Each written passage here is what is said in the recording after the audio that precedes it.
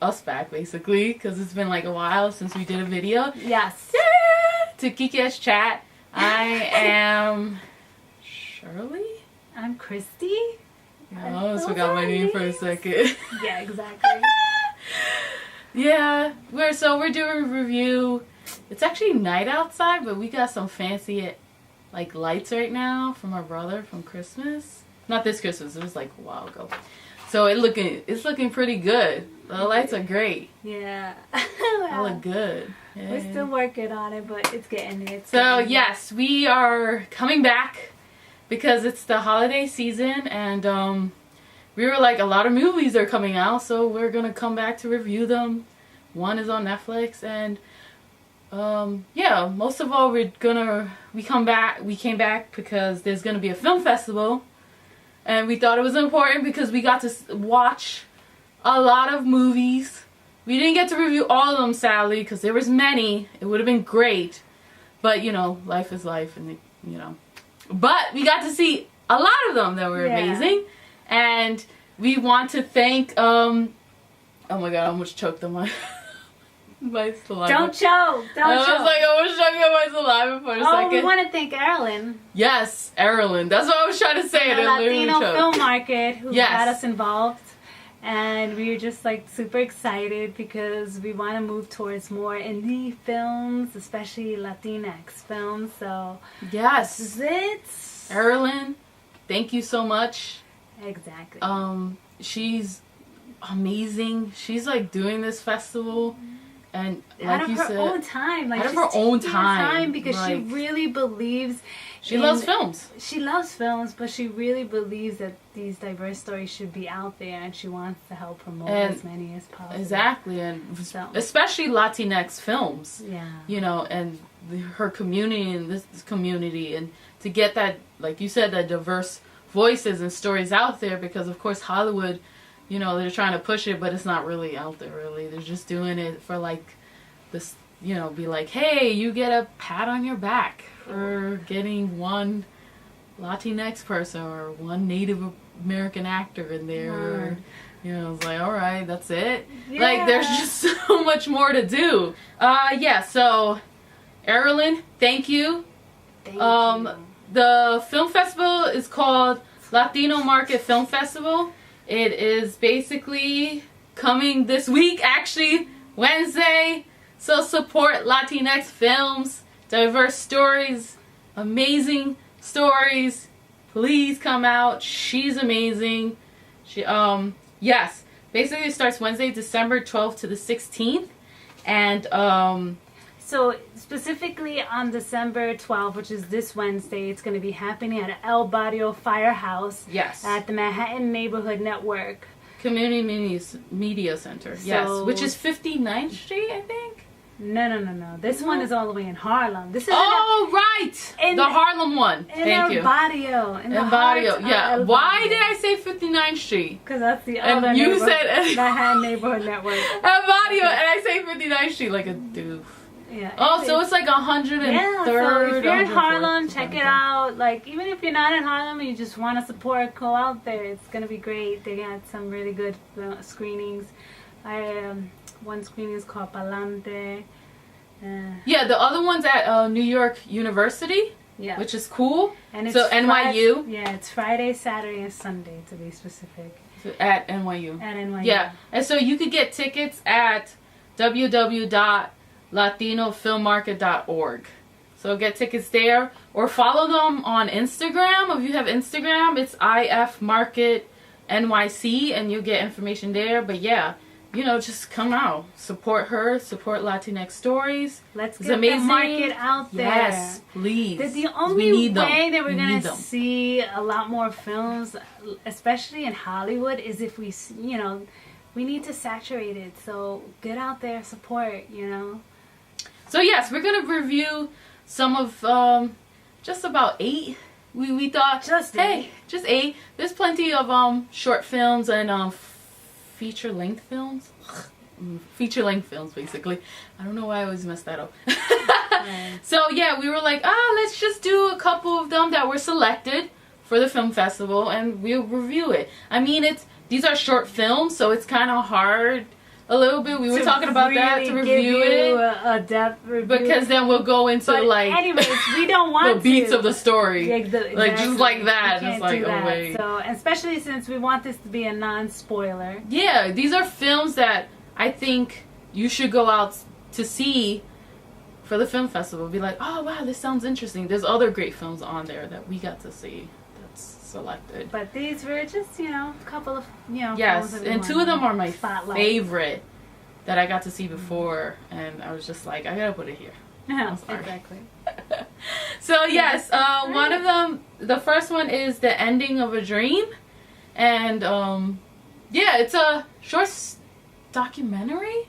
It's a documentary. Actually, that one's a documentary, and it's just a film. But so it's about a Mexican military woman who, of course, was trying in Mexico after leaving the military to, get into the civilian life. And, of course, the Mexican government, it's not being great to their people. And so she comes to America for a better life.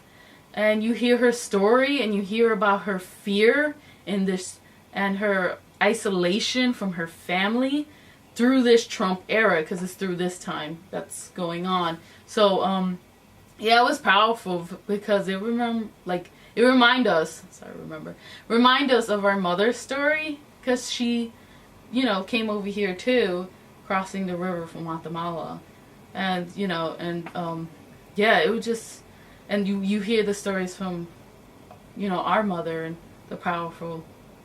Exactly. It's just powerful, and it is a moving documentary. It was just so. I just think that it's such a poignant story to be telling right now in this time, with what's happening at the border with the caravan and immigration, and it's just.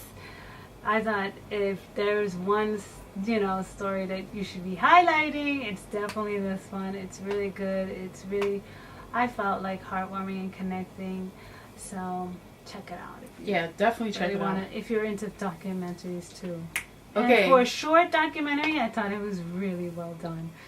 No, it was really well done. The interview itself with the character, with the lady, yeah, with the person, and getting her story, presenting her story without making you feel like you're just showing. Of what she's doing, and just really telling a story through what she does.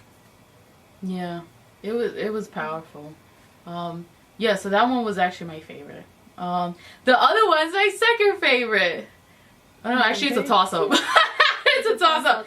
Espíritu. El Espíritu. That one's it's so cute.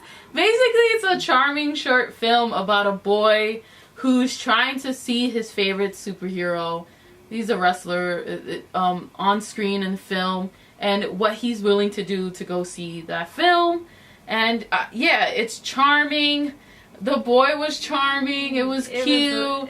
And the ending just topped it all off with it was heartfelt. It was just like, oh, that was cute. It was cute. Yeah, and then you get to see a little bit of the family, his family, so it was nice. The ladies in his life, his grandma, his mom, his sister. And how important these women figures were, so it was just really nice to see that. And who doesn't love a story with a child lead? He was so cute. He was cute. This one was interesting. La chancletera. Okay, I did it. That's funny. That's actually really good. Yeah. Actually, I don't know. You go. You do it. What? The it was title funny. Is funny. It's funny. The short is funny. Yeah. Here I'm thinking, I knew it was going to be about chancletas and stuff like that. I did not expect to see what I saw. Yeah, I didn't expect it. It was unexpected. So it was actually really, it was an unexpected lead, basically. Yeah. The grandma. Who's like a superhero in a sense. Yeah. So that was good. The lighting was really good. Remember we were talking about that? The outside shot? I was just perfect. I was like, did he have over lighting? Wow, this is amazing. Because it was at night, so it was interesting. So, yes, That one was. And there was some graphics in there too. That was nice to play. Oh yeah, the graphics. Yeah.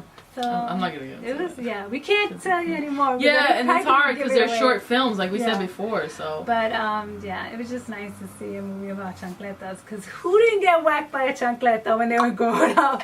Because I did. I got whacked by many things aside from a chancleta. I know, anything that mommy could pick up. Anything she could pick up. Anything that was like, in the vicinity. Yeah, seriously. I was like, oh my god. And then she just. I'm sorry.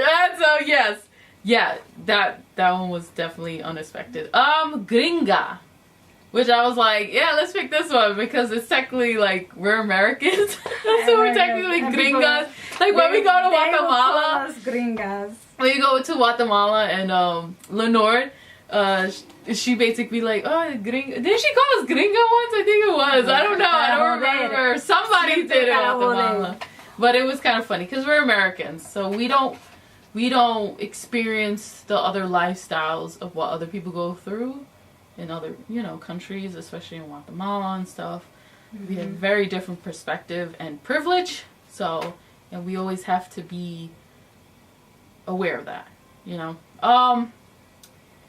understanding of other perspectives. Basically, that's what the film is. It's a Cuban woman who basically is like, she's American too, and is not really like not acknowledging her privilege and what she has here in America, and getting that other perspective through her grandfather's and what he's doing to go back to Cuba and all that stuff. Yeah, basically her understanding different perspectives and looking outside the bubble. And it was a really good story because I learned a little bit about what's going on in Cuba. A little bit, just a little bit, and I was like, oh wow. I don't know, because I don't know much about Cuba and what's going on. Again, I can't speak for that. I'm just getting that perspective of the movie because, again, you have to ask people who live in Cuba how that feels like for them and get their perspective, But it was an eye-opener for myself as well. I mean, I like that it was this intergenerational, how she was learning about her family heritage, about her family back in Cuba. And I don't know, it just really was like so personal and so culturally infused. Short. I thought it was great. And we're gonna bring up the lighting again.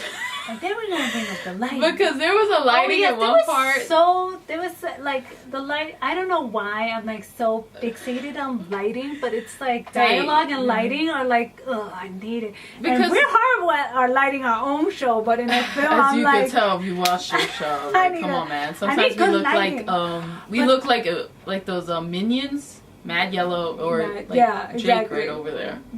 Very, very young.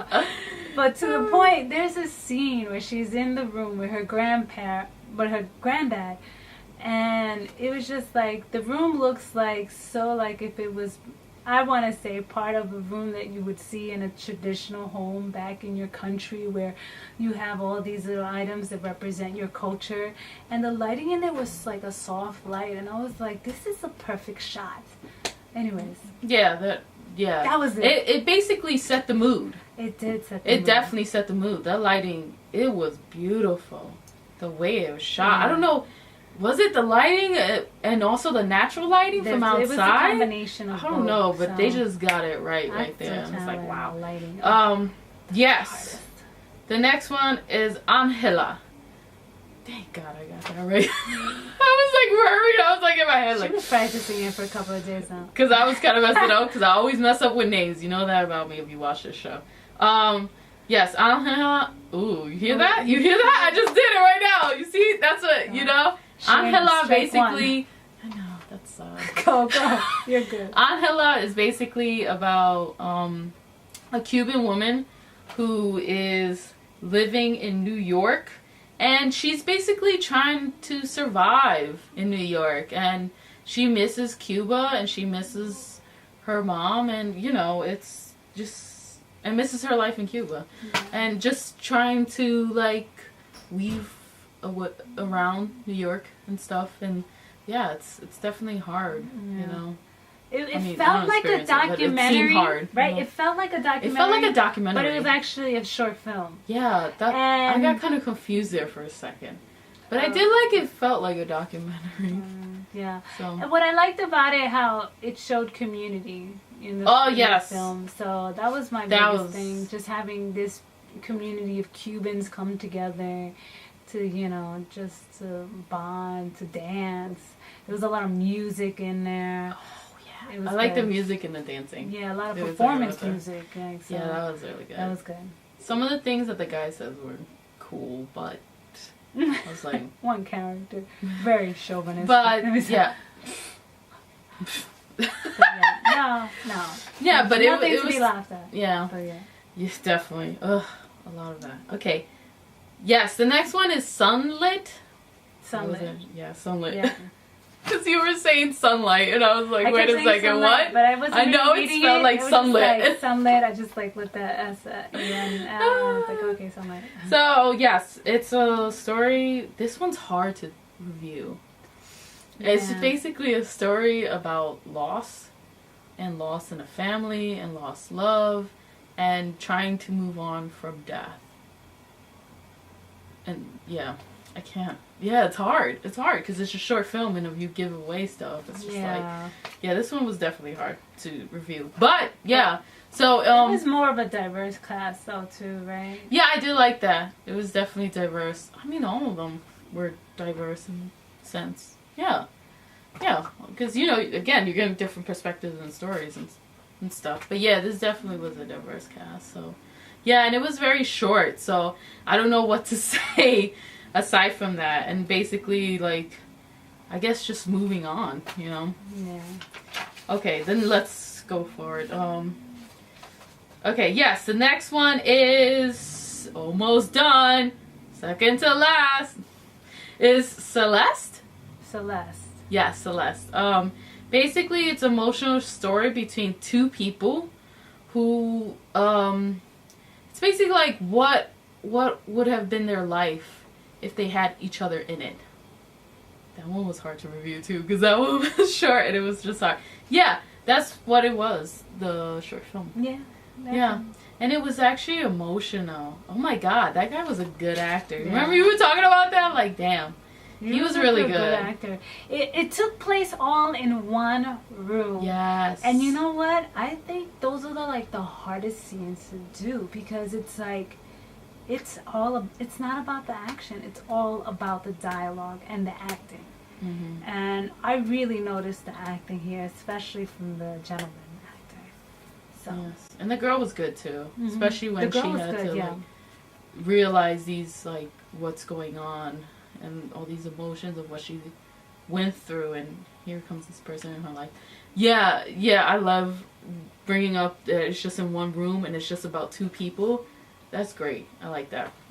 So the next one is the last one. Yay. There's many great ones. You couldn't review all of them, sadly. Build a ramp, not walls. Why did I struggle to say that? Okay. Yes, build ramp, not walls. Basically, it's a cute little story. It's a cute story about a Mexican community that, a community of people, of young, older people who love to skate.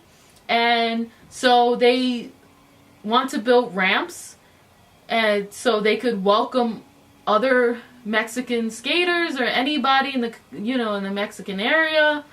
And so that turns into a big project, an important project with a great message, like, build ramps and not walls, because of course Trump, wants to build a godforsaken wall, whatever.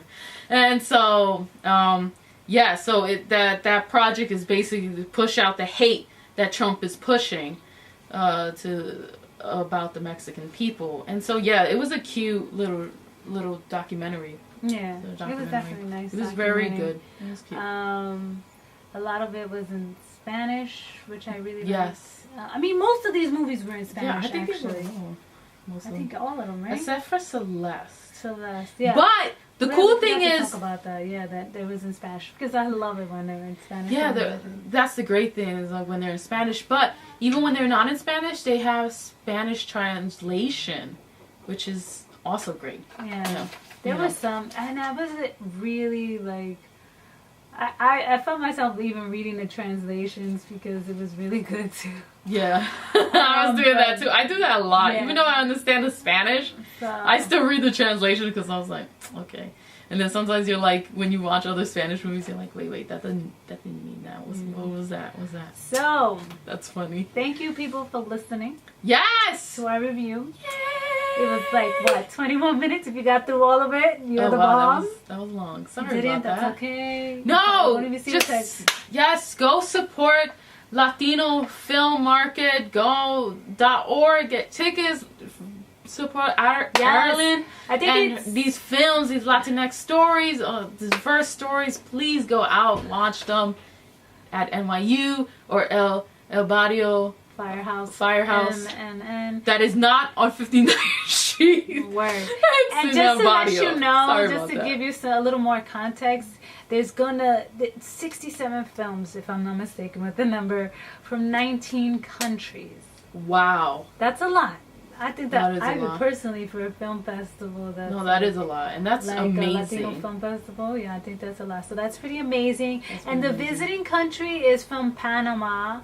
So there's going to be a panel about it. There's going to be panels all weekend, and workshops. So check it out. Check out the schedule. If you're a filmmaker, especially get out there, support, and learn all you can. Let's support each other. Let's build this community. Yes. Awesome. December 12th to the 16th. Come out, please. Check it out. Have fun. Yeah. So thanks. Peace. Peace.